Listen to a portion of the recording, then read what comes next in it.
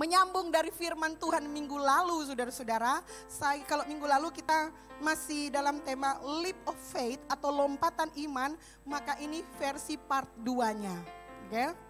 Dan kita akan berbicara soal, oleh karena ini celebration of giving, maka kita masih akan berbicara soal bisnis sampai tahun ini, sampai bulan ini. Ya, ini minggu yang keempat, bulan. Oke?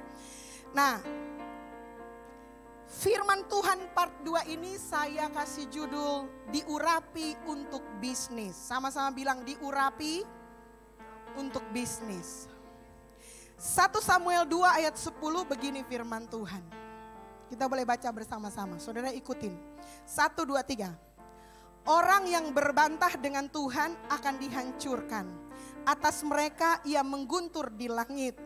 Tuhan mengadili bumi sampai ke ujung-ujungnya. Ia memberi kekuatan kepada raja yang diangkatnya dan meninggikan tanduk kekuatan orang yang diurapinya. Yang percaya bilang amin. Saudara fokus dan garis bawahi aja 2 pernyataan Tuhan yang dibawa. Ia memberi kekuatan kepada raja yang diangkatnya dan meninggikan tanduk kekuatan orang yang diurapinya. Ketika Tuhan menugaskan kita untuk melakukan sesuatu, ia pasti memperlengkapi kita. Yang percaya bilang amin. Gitu ya. Tuhan ibaratnya adalah pemodal kita. Gitu ya. Segala yang kita butuhkan untuk sukses dan berhasil di bumi dan di surga telah ditanamkan Tuhan cukup dalam diri kita. Tuhan gak memberikan segalanya supaya kita tinggal menikmati saja. Tetapi Tuhan cukup memberikan segala sesuatu yang kita butuhkan untuk berhasil, untuk sukses baik di bumi ini maupun di surga nanti. Ulangi, yang percaya bilang amin. Tuhan itu adalah grower. Artinya Tuhan adalah Tuhan yang memberikan pertumbuhan. Oke? Dia bisa membuat fix segala sesuatu, tetapi Tuhan selalu bekerja melalui proses. Sama-sama bilang proses, gitu ya. Dan untuk tugas kita selama di bumi ini, saudara-saudara sekalian, saudara sudah punya modal. Sama-sama bilang modal. Untuk mengusahakan dan memelihara taman sebagaimana Tuhan mengamanatkan Taman Eden kepada Adam. Oke? Apa maksudnya pastor? Yang gampang saja gitu ya. Tuhan sudah memodali engkau dengan pikiran. Dengan otak yang luar biasa. Tuhan menganugerahkan saudara kemampuan untuk berpikir, menganalisa, belajar. Tuhan memberi kemampuan kepada saudara untuk mereproduksi, melakukan produksi berulang-ulang, kira-kira seperti itu. Tuhan memberikan kemampuan kepada saudara untuk menambah pengetahuan melalui pelajaran-pelajaran. Tuhan juga memberikan kemampuan untuk make it better. Sama-sama bilang make it better. Contoh saudara-saudara, Tuhan tidak pernah menciptakan kursi, benar? Tapi Tuhan menciptakan pohon. Saudara mengerti maksudnya? Tuhan menciptakan pohon dan Tuhan tidak menciptakan kursi. Karena Tuhan tahu manusia telah diberi kemampuan untuk mengubah pohon yang dia ciptakan menjadi kursi yang nyaman. Betul? Halo? Tuhan menciptakan kapal? Tuhan tidak menciptakan kapal Bapak Ibu. Tuhan menciptakan besi yang ditambang. Dan tugas kita manusia untuk membuat besi yang secara alamiah akan tenggelam di laut justru bisa menjadi alat pengangkutan yang sangat besar yang bisa memindahkan satu barang dari pulau yang satu ke pulau yang lain melalui air.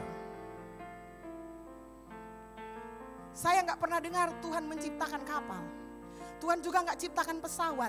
Kita yang Tuhan modali dengan kemampuan berpikir, kemampuan untuk mengambil solusi, memecahkan masalah, semuanya Tuhan telah tanamkan dalam diri kita supaya kita mampu, supaya kita sanggup, supaya kita bisa mengerjakan tugas kita selama di bumi, sama-sama bilang di bumi maupun di surga. Dan saudara-saudara, namun ada banyak di antara kita yang terlalu rohani. Okay? Kita terlalu rohani sehingga fokus kita hanya kepada yang rohani-rohani saja. Kita mulai memisahkan antara yang sekuler dan yang rohani.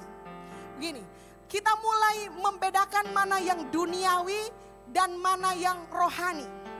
Kalau kita ingin rohani, maka kita dilatih dan diajar untuk jangan duniawi, betul nggak? Jangan duniawi. Kalau kamu mau rohani, kamu harus rohani benar-benar. Dan itu kemudian mengakibatkan beberapa orang terjebak hanya sekedar menanti kedatangan Yesus pada kali yang kedua saja, gitu ya. Sambil selama di bumi ini mereka do nothing. Saudara harus ingat ketika Yesus berdoa supaya saudara tidak diangkat dari dunia ini. Kalau saudara hanya penting untuk kekekalan, maka ketika engkau dibaptis, habis dibaptis tembak mati aja saudara-saudara, langsung ke surga, betul enggak? Tetapi Tuhan bukan ingin itu yang terjadi dalam hidup kita.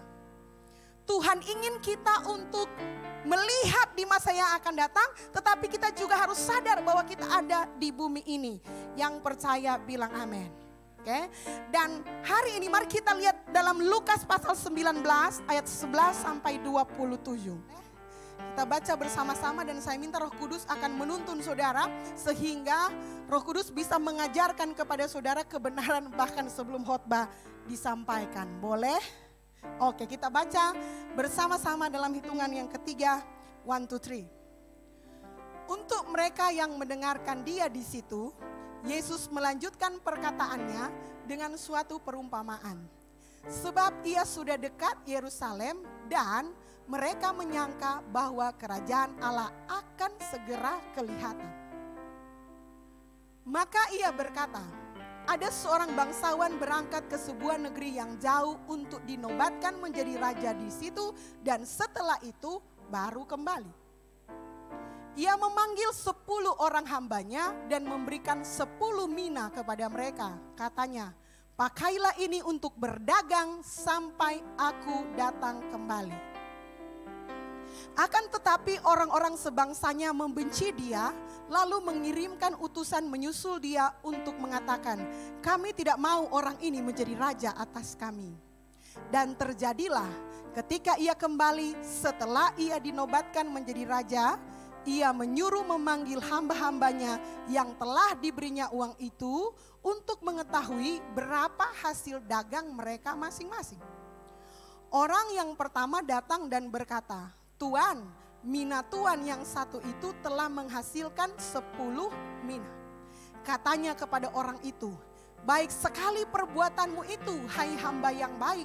Engkau telah setia dalam perkara kecil, karena itu terimalah kekuasaan atas 10 kota. Datanglah yang kedua dan berkata, Tuan, mina Tuan telah menghasilkan 5 mina. Katanya kepada orang itu, dan engkau kuasailah 5 kota. Dan hamba yang ketiga datang dan berkata, Tuan, inilah mina Tuan, aku telah menyimpannya dalam sapu tangan. Sebab aku takut akan Tuhan, karena Tuhan adalah manusia yang Tuhan mengambil apa yang tidak pernah Tuhan taruh, dan Tuhan menuai apa yang tidak Tuhan tabur. Katanya kepada orang itu, hai hamba yang jahat, aku akan menghakimi engkau menurut perkataanmu sendiri.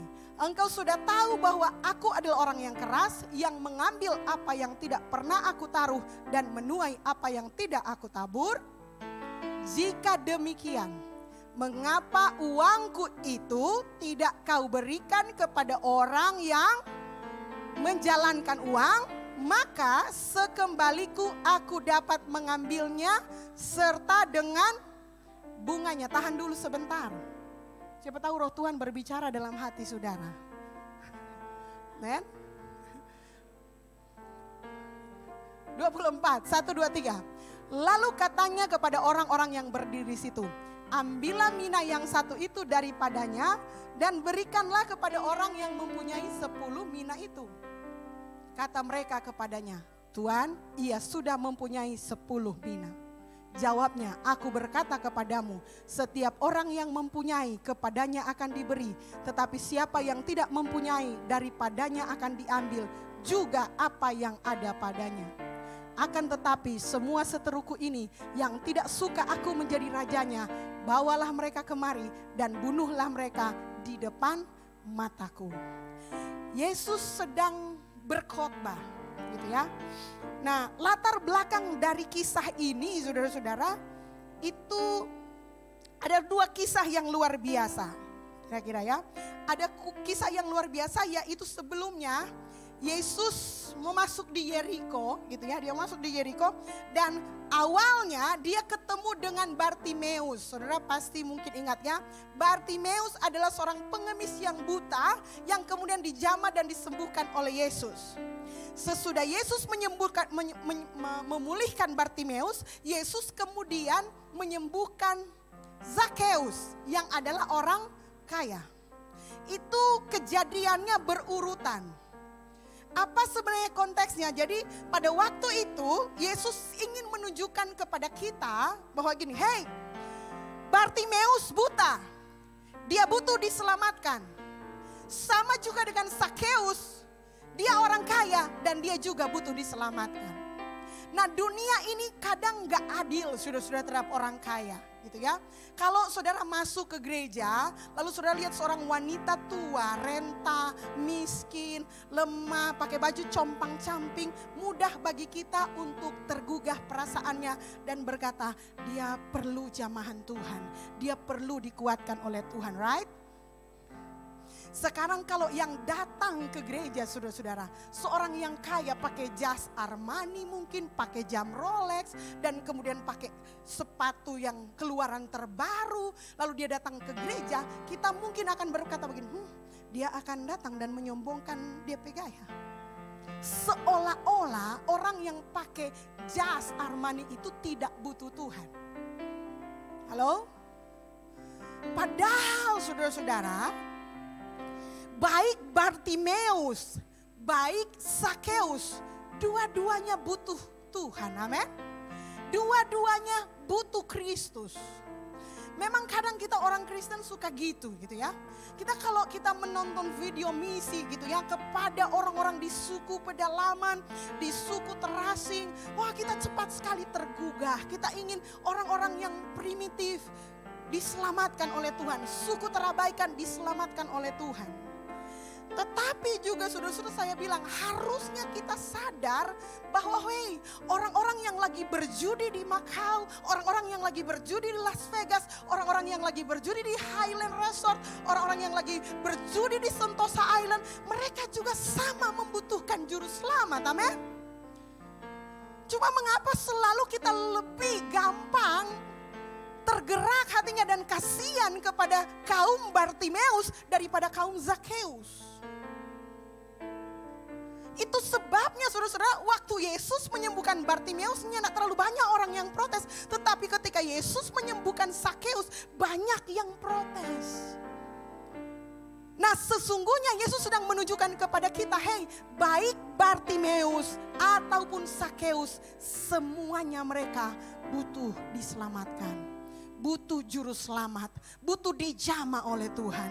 Dan Tuhan ingin gereja akan mempertemukan kelompok Bartimeus dan kelompok Zakeus untuk sama-sama melayani dan menghormati Tuhan.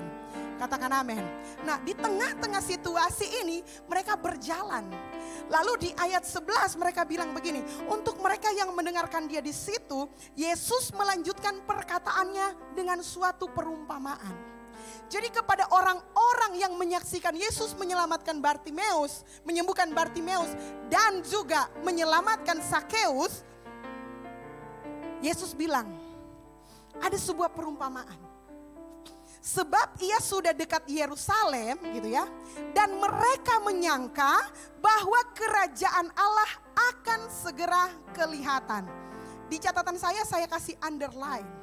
Artinya orang-orang ini termasuk golongan jemaat yang benar-benar fokus pada kedatangan Tuhan Yesus pada kali yang kedua. Mereka ingin segera melihat kerajaan Allah yang kelihatan. Mereka nggak sabar lagi. Tapi Yesus bilang begitu, hey, soal aku datang pada kali yang kedua itu pasti akan terjadi. Tapi there is a time. Ada masa antara hari ini dan hari kedatangan Tuhan, itu kita mau ngapain? Lalu Yesus memberikan perumpamaan tentang mina ini. Perumpamaan Mina mirip dengan perumpamaan tentang talenta, tetapi itu dua perumpamaan yang berbeda. Sedikit perbedaan, tapi sangat signifikan kalau kita mengerti firman Tuhan. Bilang kepada orang di kanan dan kiri, ayo siapkan hatimu, pastor baru mau mulai. Maka ia berkata, ini perumpamaannya seperti ini.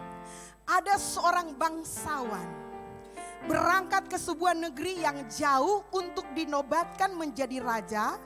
Di situ, menjadi raja di situ, dan setelah itu baru kembali.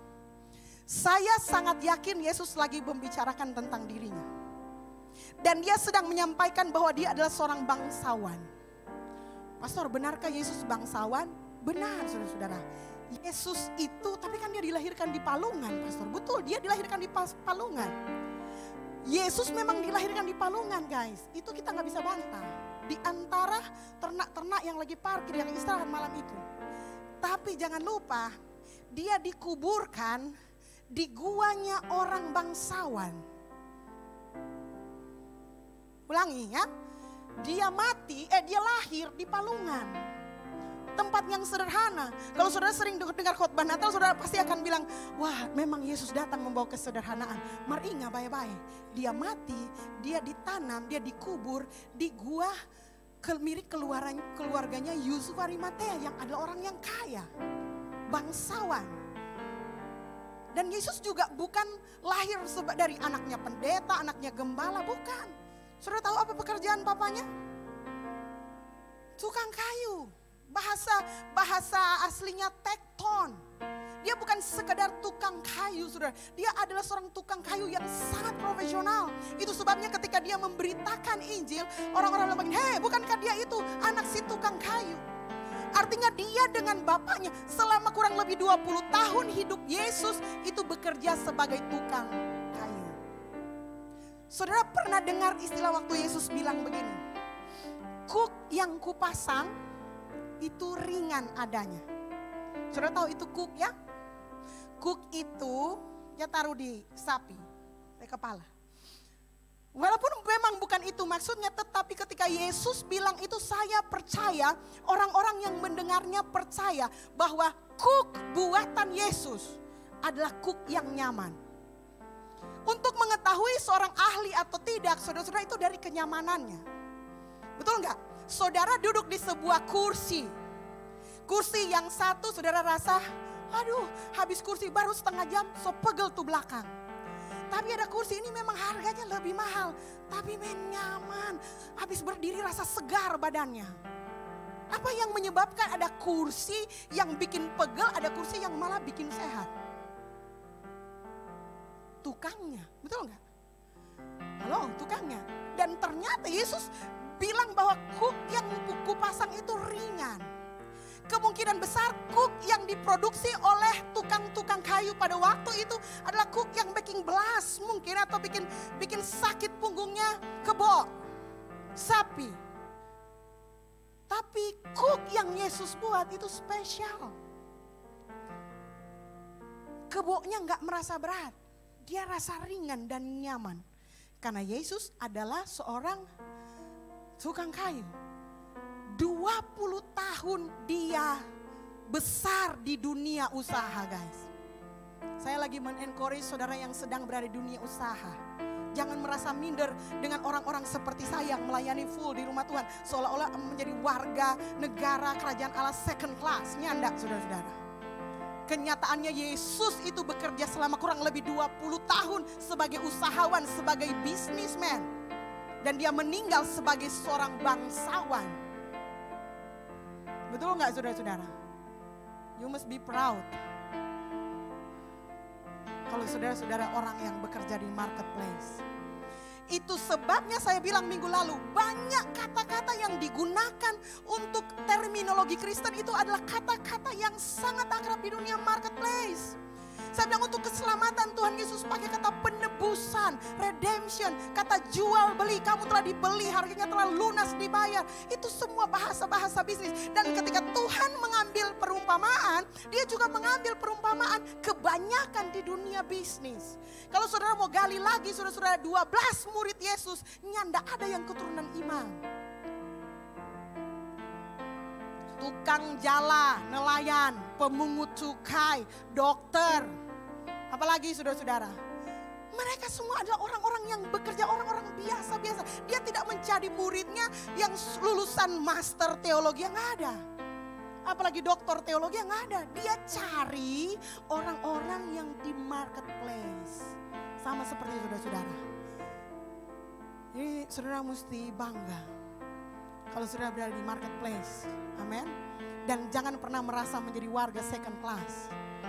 Sama seperti kami melayani di gereja, demikian ketika saudara bekerja, kita semua, Bartimeus sampai Sakeus, semuanya demi kemuliaan Tuhan. Oke, jadi bangsawan berangkat ke sebuah negeri yang jauh. Ingat, sekarang Yesus sudah tinggalkan kita dan ia dinobatkan menjadi raja. Dia akan datang kembali sebagai raja. Nah, sebelum keberangkatannya, nah ini dia lagi ngomongin kita sekarang gitu ya. Ia memanggil 10 orang hambanya dan memberikan 10 mina kepada mereka. Jadi perhitungan saya, 1 hamba dapat 1 mina. Alright, sampai sini setuju ya? Mari kita uji. Katanya, pakailah ini untuk berdagang sampai aku datang kembali. Pakailah ini untuk berdagang sampai aku datang kembali. Benar nggak saudara-saudara? Yesus memanggil 10 hambanya dan berikan 10 mina. Lalu saudara perhatikan kata Yesus. Pakailah ini untuk apa saudara-saudara? Untuk apa? Siapa yang berdagang di sini? Saudara sudah melakukan firman Tuhan. Yang belum berdagang, so mesti berdagang. Karena ini perintah Tuhan. Jadi untuk menunggu Yesus datang pada kali yang kedua, ada amanat saudara-saudara berdasarkan perumpamaan ini. Hei, pakailah ini untuk berdagang sampai aku datang kembali. Jadi kalau ditanya apa kerjaan orang Kristen sampai Tuhan Yesus datang kembali, berdasarkan ayat ini saudara jawabnya apa? Bukan main. Siapa? Tepuk tangan dulu buat yang pedagang-pedagang di sini. Yang belum berdagang, bertobat, berdaganglah saudara-saudara. Karena itu perintah Tuhan. Nah, jikalau berdagang adalah amanat Tuhan, maka saya percaya orang yang berdagang akan diurapi oleh Tuhan. Bilang amin dong saudara-saudara. Itu ya.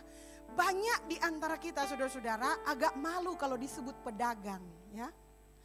Kalau ditanya, papamu kerja. Biasanya kalau mau isi formulir kan, apa pekerjaan papa? Wah, kalau direktur gampang, direktur.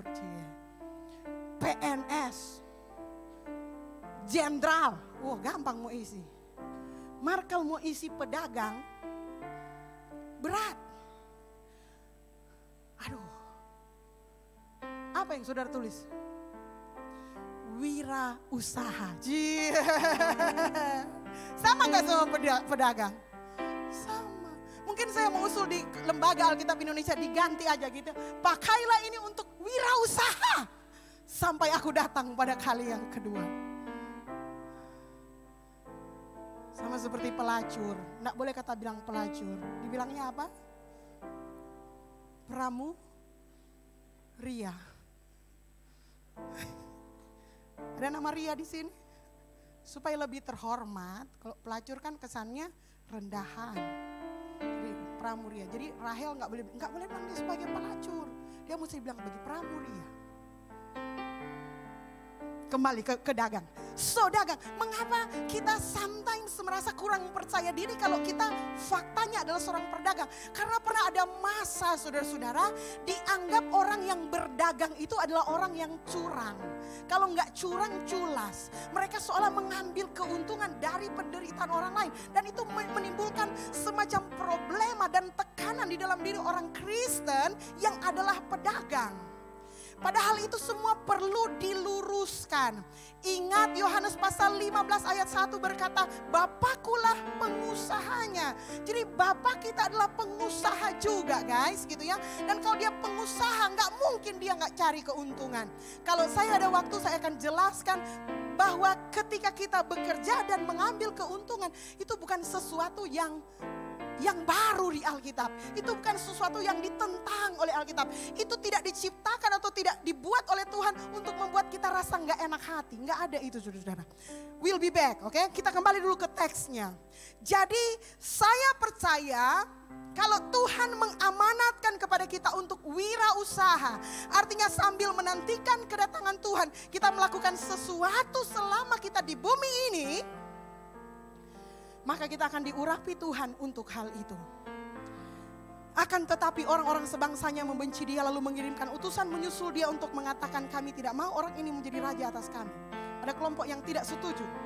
Dan terjadilah ketika ia kembali setelah ia dinobatkan menjadi raja, ia menyuruh memanggil hamba-hambanya yang telah diberinya uang itu, untuk mengetahui berapa hasil dagang mereka masing-masing.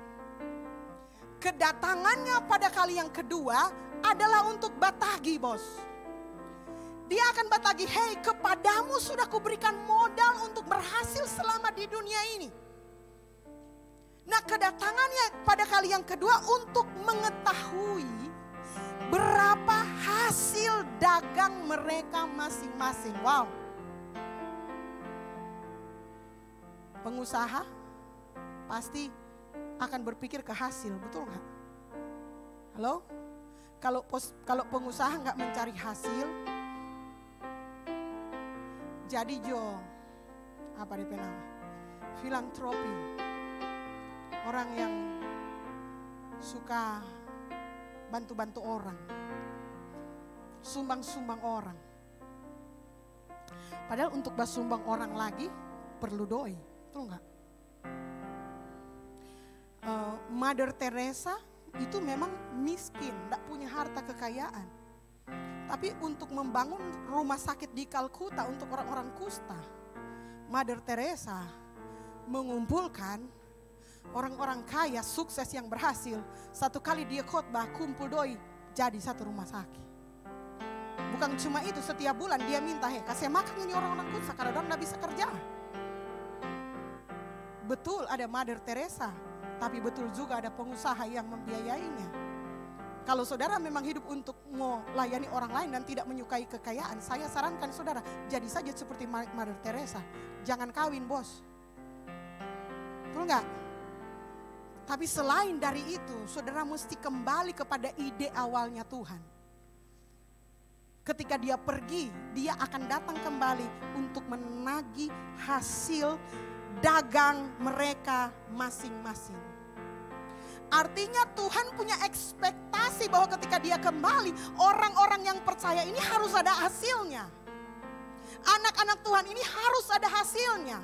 Apa yang telah dia berikan dalam diri kita untuk berhasil sudah dia berikan, dia sudah tanamkan, dia sudah investasi 1 mina 1 orang kepada 10 hambanya. Dengan demikian saya mengambil kesimpulan, pengusaha yang diurapi Tuhan pasti menghasilkan. Amin. Lanjut dulu saudara-saudara. Orang yang pertama datang dan berkata, Tuhan, mina Tuhan yang satu itu telah menghasilkan 10 mina. Katanya kepada orang itu, baik sekali perbuatanmu, hai hamba yang baik. Engkau telah setia dalam perkara kecil, karena itu terimalah kekuasaan atas 10 kota. 1 mina, dia bisa perdagangkan. Dia bisa lakukan supaya lebih keren, saudara-saudara. Dia bisa lakukan trading. Bukan binomo ini ya, saudara-saudara. Dia bisa lakukan trading dan menghasilkan 10 mina. Dan hanya kepada hamba inilah raja itu kasih pujian. Hamba yang lain tidak ada pujian. Dia bilang begini, baik sekali perbuatanku hamba yang baik. Engkau telah setia dalam perkara kecil. Engkau telah berhasil dalam mengembangkan mina yang saya percayakan kepadamu. Terimalah kekuasaan atas 10 kota. Pengusaha yang diurapi akan menerima kekuasaan untuk mentransformasi kota. Kalau Tuhan akan mentransformasi sebuah kota, sebuah negara, dia paling terakhir akan panggil pendeta. Dia paling terakhir akan panggil pastoral. Tapi dia akan mempercayakan transformasi kota kepada pengusaha-pengusaha, penggerak-penggerak ekonomi. Saudara adalah pahlawan Tuhan yang akan mentransformasi kota di mana Tuhan tempatkan. Bilang amin. Sebuah kota, kalau cuma ada gereja satu, cuma ada pendeta dan jemaat, tidak layak dibilang kota. Tapi sebuah kota akan dibilang kota kalau di situ ada bank, di situ ada sekolah, di situ ada rumah makan, di situ ada kampus, di situ ada ini, dan itu semuanya nggak bisa dikerjakan oleh pendeta. Itu harus dikerjakan oleh saudara-saudara sekalian yang adalah pedagang-pedagangnya Tuhan. Bilang amin. Saudara pasti orang yang luar biasa. Amin. Datanglah orang yang kedua dan berkata, Tuan, mina Tuan telah menghasilkan 5 mina. Katanya kepada orang itu, yang satu cuma menghasilkan 5. Tapi Tuhan bilang begini, dan engkau kuasailah 5 kota. Tuhan gak kasih pujian. Kalau di perumpamaan talenta yang kelompok 2 jadi 4, Tuhan kasih pujian. Tapi yang ini 1 jadi 5, Tuhan cuma bilang oke, ngana dapat 5 kota. Nah terakhir. Dan hamba yang ketiga datang dan berkata, Tuan, inilah mina Tuan. Aku telah menyimpannya dalam sapu tangan karena aku takut akan Tuan. Karena Tuhan adalah manusia yang keras. Tuhan mengambil apa yang tidak pernah Tuhan taruh dan Tuhan menuai apa yang tidak Tuhan tabur. Katanya kepada orang itu, hai hamba yang jahat, aku akan menghakimi engkau menurut perkataanmu sendiri. Jadi hamba yang satu ini kemakan, saudara-saudara. Ingat ada orang-orang yang setuju dia jadi raja gitu ya. Dia kemakan dengan situasi, dia kemakan dengan keadaan. Artinya gini, memang benar saudara-saudara, pertarungan di dunia ini nggak mudah, nggak gampang. Akan ada selalu orang yang berkata, ngapain sih ngana urusin itu? Dia termakan dengan kalimat orang itu, itu bangsawan itu, raja itu jahat loh. Nggak usah dikerjakan itu. Saya baru dapat insight dari suami saya waktu tadi ada break. Dia bilang begini, dan ini memang benar. Mengapa Tuhan bilang hamba itu jahat sekali? Penjahat, bilang sama orang kanan di kiri, jahat itu. Ya.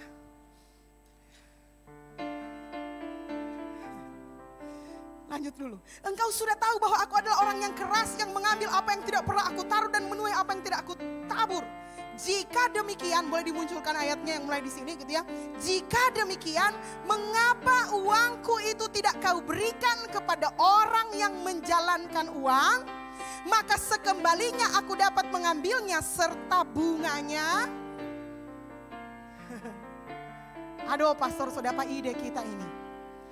Boleh kok tidak pastor jasa bajalang doi. Kalau lihat ini perumpamaan boleh jasa bajalang kan boleh. Ya enggak? Kan Tuhan mau datang mengambilnya dengan bunganya. Saudara jangan sebakalai itu Alkitab. Perjanjian lama dengan perjanjian baru sama. Di perjanjian lama bilang ini boleh, jaka serente do ini boleh. Di perjanjian baru lama, makanya dipakai kalimat begini, uang itu harus dijalankan.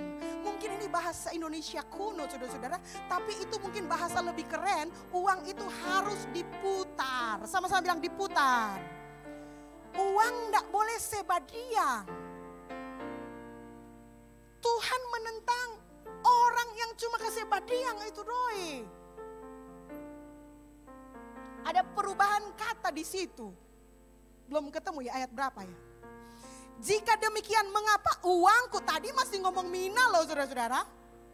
Ya enggak? Sekarang dirubah. Mengapa uangku itu tidak kau berikan kepada orang yang menjalankan uang. Maka sekembalinya aku mengambilnya serta dengan bunganya. Bahasa Inggrisnya interestnya. Mengapa dia bilang jahat? Suami saya bilang begini-gini, bagi si hamba itu, dia dapat 1 mina. Dia masukkan sapu tangan, dia pikir jumlahnya tetap. Tapi bagi bangsawan yang menguasai bisnis, tahu kalau bicara uang, saudara simpan 100.000 10 tahun yang lalu, itu tidak sama uangnya dengan 100.000 hari ini. 10 tahun yang lalu, 20 tahun yang lalu saudara-saudara, saudara punya uang 2.000, saudara boleh dapat 1 mangkok saja 200 perak. 2020, 10 mangkok bakso. Saudara beli hari ini doi 2.000 kalau mau dapat berapa mangkok bakso. Adanya saudara dapat kuah bakso panas-panas disiram di muka. Karena uang kalau dibiarkan nilainya akan berkurang tanpa dia sadar. Artinya saudara-saudara, kalau saudara nggak bekerja, kalau saudara nggak menghasilkan sesuatu selama di bumi ini, saudara bukan berarti begitu-begitu saja. Nilai hidup saudara menjadi kurang.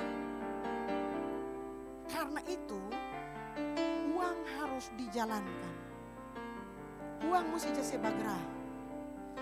Karena kalau dia tidak sebagra, dia bisa begini DP kalimatnya. Habis dengan sendirinya. Itu tuh uang. Kalau saudara punya uang dan saudara tidak jalankan, saudara tidak putar, itu uang akan habis dengan sendirinya. Orang pernah KPR rumah. Kalau enggak salah, itu 70.000 per bulan. Baru lunas sekitar 2-3 tahun lalu atau 4 tahun lalu. Mar saudara-saudara 4 tahun lalu bacici rumah saudara-saudara 70.000. Tapi anak pejajan saja 50.000 per hari. Itu sebulan 70.000 doi rumah. Mar waktu 15 tahun lalu waktu baru mau mulai cicilan saudara-saudara, 70.000 itu adalah sepertiga dari gaji. Bos cuma terima gaji 200 lebih. Ya potong 70.000, oh mama mia.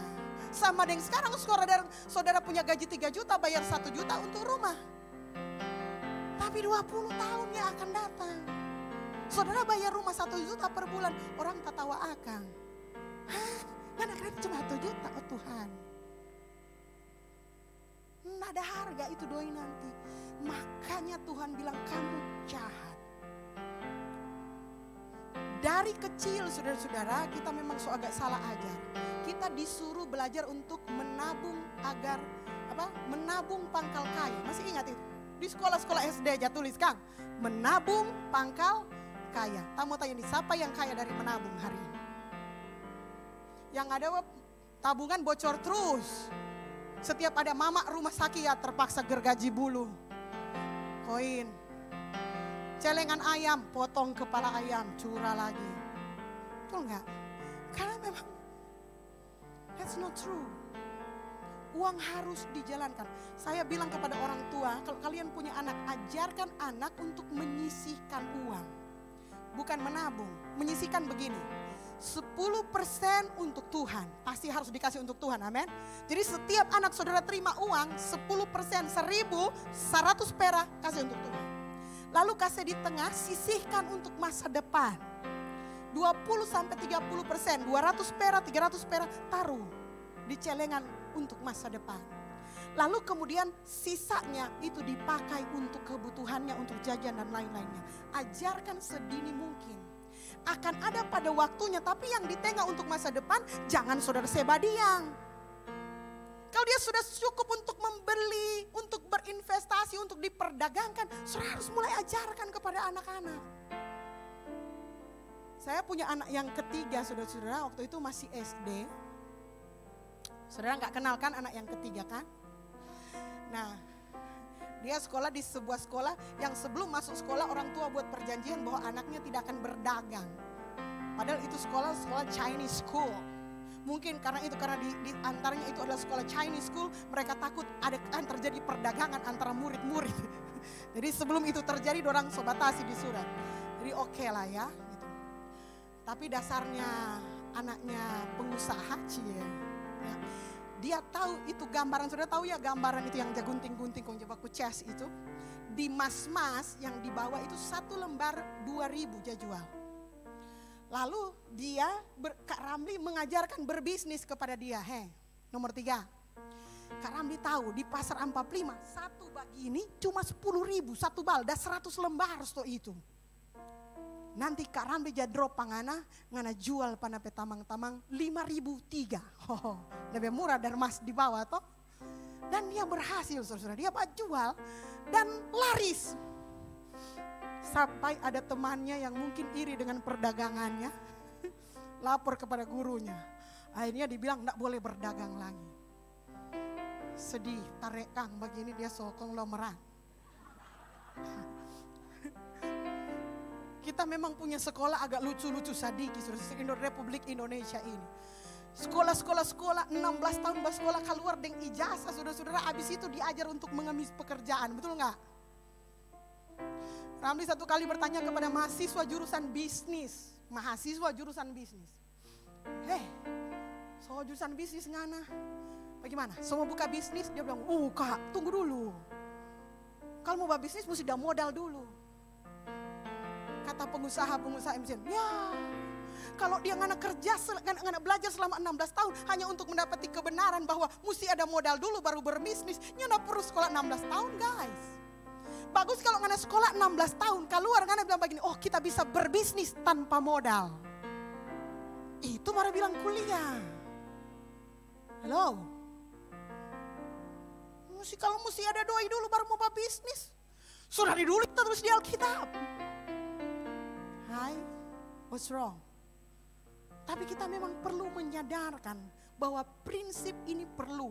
Saudara tahu anak-anak kita sekarang dibesarkan dengan budaya menghabiskan dan bukan mengembangkan mina. Saudara lihat pola hidup anak-anak saudara, berapapun yang dikasih pasti habis, betul nggak?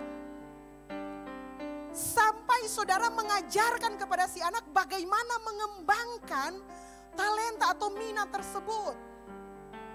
Saya termasuk dibicarakan dengan cara itu. Pokoknya begini, mau pergi sekolah, Mi. Dulu kasih yang doi sekolah cepet, 100 rupiah, maaf. Zaman dulu, 80-an bahas sekolah SD. Mi, cepet. Pipa opak lagi, Pak, opak, mami belum kasih kang doi, masih kecil sobat tahu. Mami belum kasih kang doi, mau gak memelas. Mami belum kasih doi. Memang nape mama itu, tak perhatikan anak-anak. Duara. So kaya itu kalau saudara pergi sekolah dengan doi duara.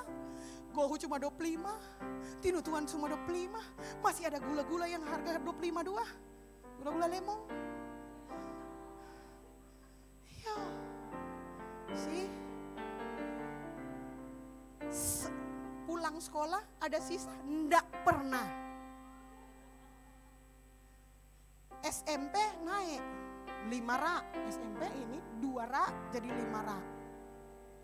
Sama pulang sekolah habis rata. Belum tunggu bel, ibu bilang begini, ya bersenang dulu. Dia bilang bersenang, kata orangan. Bersenang, langsung di kampung. Mau cepat pergi di kantin karena cuma satu tante jual 500 anak satu kelas orang 30 orang. Kalau udah 6 kelas sekolah negeri memang taruju-ruju tante. Untuk apa? Habisin doi. SMP habis lagi. SMA lebih soy. Semua orang begini. Bayangkan saudara, semua yang dikasih habis, semua yang dikasih habis, semua 16 tahun bersekolah, semua doi yang kasih habis. Kira-kira kita kerja, tuh doi mau tak simpang atau mau lebih habis. Belum saudara bak kredit, diterima jadi karyawan langsung datang tukang kredit. Gak ada juga nape gaji. Saudara soba utang, saudara selesai bayar, saudara pe gaji yang 3 tahun sudah mau terima, selesai bayar lebih dulu. Mengerikan kalau orang tidak mengerti bagaimana mengelola keuangan selama kita di bumi ini. Uang ini boleh jasa habis begitu. Kalaupun dihabiskan untuk membeli benih atau diinvestasikan kembali. Sama-sama bilang amin. Ada bagiannya Tuhan harus dikasih. Tapi harus ada bagian yang mengarah ke masa depan. Lalu sebagian yang boleh dihabiskan. Jangan orang jadi orang saudara-saudara semua yang dikasih rata. Perpuluhan mau disikat, uang masa depan mau disikat. Semua ini yang habis itu kamu susah datang ke Tuhan. Tuhan so susah. Tuhan bilang ada kasih otak. Ada kasih kemampuan untuk mengelola itu. Bukan Tuhan tidak mau berkati. Tuhan seurapi dengan kesanggupan dan kemampuan untuk mengelola semua yang Tuhan percayakan kepada kita. Yesus lahir di Palungan, dikuburkan di kubur bangsawan. Tuhan ni mau, torang tabo bale, dah lahir di rumah sakit VIP, kubur. Kurang dah bakar tu abu, karena sudah sanggup mau bayar biaya kubur. Tuh kurang saya anyor di sungai. Mengerti maksudnya? Bukan soal pemakamannya. Tapi Tuhan mau dalam masa kita menantikan Tuhan, kita mengerjakan apa yang Tuhan percayakan. Sama-sama bilang amin.